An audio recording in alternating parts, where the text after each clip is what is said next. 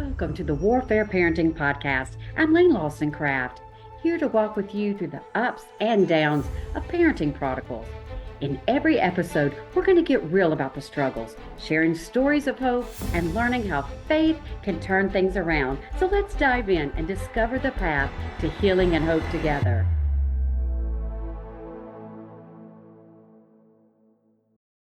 Hey, everybody. Welcome to Warfare Parenting Podcast. I'm Laine Lawson Craft, your host. And listen, all of you know, my heart is to bring you resources, experts, people, authors that have lived a life and know and get it. They know what we all go through as parents as we battle the spiritual warfare. And today I'm so blessed. I have got Dr. Chris Rappazini. How about that with us today? Chris, thank you so much for coming.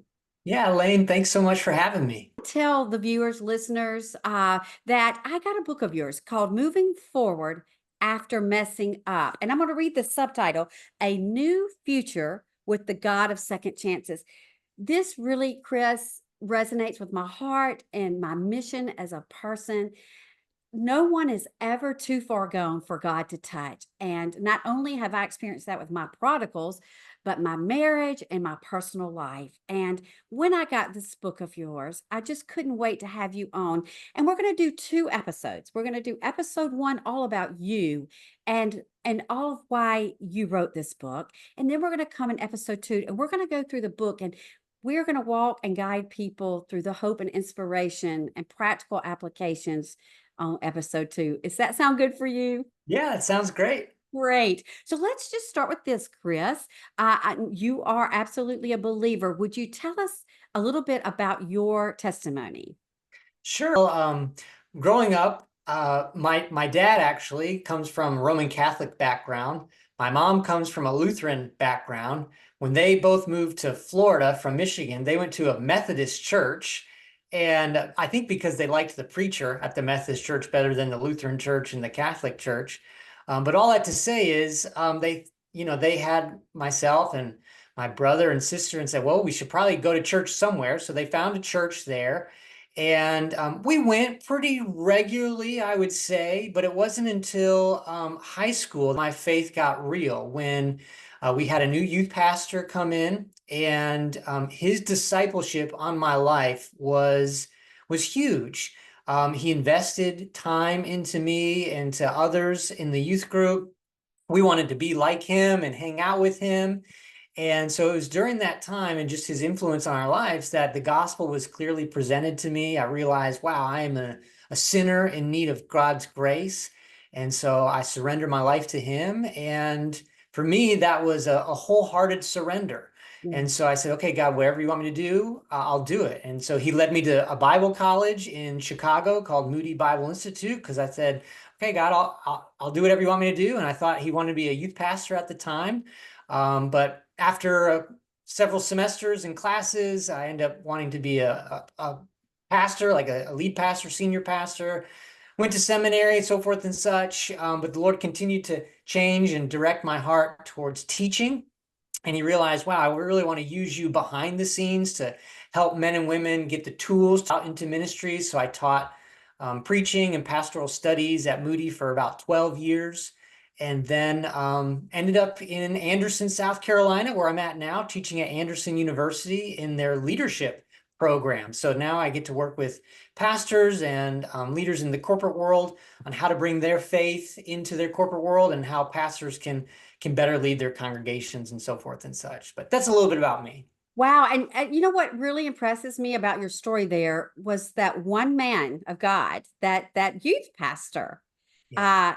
It sounds like he really planted seeds that made you want to know more about that God. Is that right? Yeah, his story, his testimony was just so striking to me. It's actually quite interesting and fascinating. He was what we would call a prodigal son. So his dad was a pastor, but he was just, into drugs, into alcohol, whatever. And essentially, as he would say, his father was about to kick him out of the house and gave him one of two options.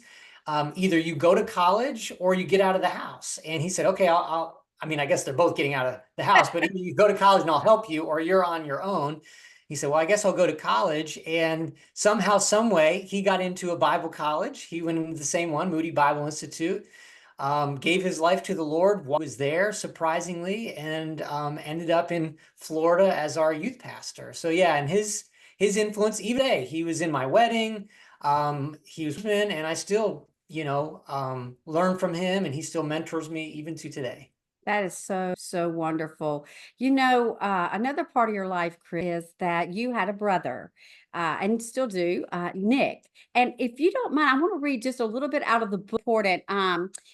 Uh, Nick was notorious for being difficult to reach. Many of the people listening today have loved ones that are just really difficult to reach. I think that's so powerful. He was homeless and didn't always have a working cell phone. So you tried to reach a friend and paraphrase, and you actually were relieved when Nick's friend sent you a screenshot of of his name on the local police department's website of people who were recently arrested. The reason this is so powerful, because so many of us, I say that I believed for a long time that if I lived right and did right, my life would turn out right. And as many of you know, I had three prodigals. I was living right, I was doing everything God called me to do, but all three of my children were drowning in a sea of sin and of the dark world. And unless you really can't comprehend how heartbreaking it is to see someone that you love dearly, love your brother. Um, just touch on, isn't that part of the reason you wrote this book, Moving Forward After Messing Up? I'm asking because I really don't know. Yeah, yeah. No, for sure. And it definitely is. I wrote it really for two audiences, two types of people, people like him who have, their life took a downward spiral. They've hit rock bottom. They're trying to get out. And also people like me who are walking that journey with them. And so that's really who the book is written. Yeah, my brother and I, as you mentioned, we're complete opposites. So, and a lot of this happened during a critical moment in our lives. And that's when our father was diagnosed with cancer and quickly passed because of cancer. And so that's when that's when I ended up going to Bible college. And then I ended up getting married and having a career. And whatever the exact opposite of that is, that was my brother. So he went to a state, I won't tell you which one, but he majored in college life, if you know what I mean. Yes. Then, yeah, eventually he moved to Colorado back when Colorado changed their marijuana laws because he found a group of people that he could connect with. And that's really when the downward spiral got really, really dark. And yeah, it was scary because I was trying to reach him. I couldn't get a hold of him. And I remember the last text that he did send me was something about, I think it was like a song about what if the world woke up tomorrow and I was gone or something like that. And so your mind just starts to go to dark places, especially when he's not answering his phone. It's like, what did he do to himself? What did he do to others? And so it's sad to say, but there's some sense of relief when you find out that he has been arrested, he's in jail because he's still alive. Right. And that's really where I start with the book, because I'm like, okay, how do we both walk through this journey together? If he were to read it, what would he need? Or if people like me who are in this situation with a loved one, what would they need? How can they feel comforted and find that hope that they ultimately need? Well, I can't wait. So then we walk through that. Going back just to briefly, because we are going to just do a very short episode. One of my greatest things I like to talk about is I don't want to be Pollyanna. I don't want to say, oh, this is the one and done formula, or this is all you do to make things turn around. Uh, Today, you are still walking out, are you not, this relationship? Yeah, that's right. In a lot of the books that I was reading before I wrote the book, a lot of it, and they were great books, but a lot of it was written by people who had, whatever, been addicted to drugs, and then eventually they came out and now they, are a successful business person, or they have, all the answers figured out. Well, we're not there yet. So my brother's not a believer. Like I say, yet. We're still praying for him. He's a little bit better than where he was. He's not in jail anymore, but how is he doing now and how can he get even further along the path? So we're still walking that journey together. He's been clean for a couple years now, but I think the Lord still has some good for him. But you're right, it's not Pollyanna right now yet, and it's been a process. So sometimes when we started to talk again, those conversations went from I can only talk to him for about 10 minutes before he loses it or something happens. So now those conversations are longer, a little bit more frequent. Holidays are a little bit easier with just connecting, and so things like that. Yeah, we're working our way towards that totally reconciled relationship. Well, and I love this because, my heart is that no one is too far gone for God to work through and touch. And, we're all unique, Chris. We all are handmade by God Himself. And He has an exact way and an exact time with the exact people in place to really, bring them back to the full experience of God's love, right? That's right. Yeah, exactly. It's in his timing, for his glory, for his good. And it's hard, but to be patient and look for those opportunities. And I think about it too, of every person that I meet, that could be somebody's prodigal, right? Just like I'm praying for the people that my brother sees every day. Somebody might be praying that I will be the answer to their prayer for their prodigal son, daughter, child, nephew, cousin, whoever that may be. It may be that conversation might be the one that turns their life around. That, moment, that time might be the moment that turns their life around. And so I want to be an answer to someone else's prayer, just like I'm praying for someone to be an answer to my prayers as well. So powerful. The book again, the next episode, we're going to dive really deep, moving forward after messing up, a new future with the God of second chances.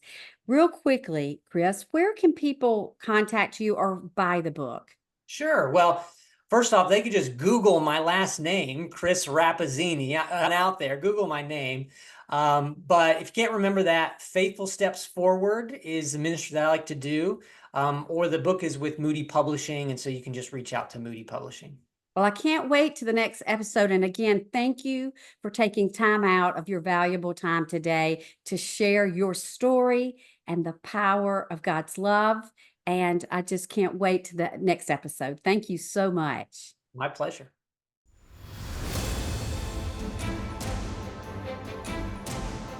Thanks for joining me on the Warfare Parenting Podcast. I hope you're leaving with a heart full of hope and some spiritual strategies to help your wayward child and bring your prodigal home. Remember, you're not alone in this journey, and with God, everything can change. I invite you to the many free resources at LaineLawsonCraft.com. Don't forget to read the free chapter, the first chapter of my newest book, The Parent's Battle Plan, and sign up for weekly encouraging emails too. Stay in touch on social media and don't forget to subscribe. I'm Laine Lawson Craft, reminding you with love and faith, no thing is too hard or big for our God. See you next time.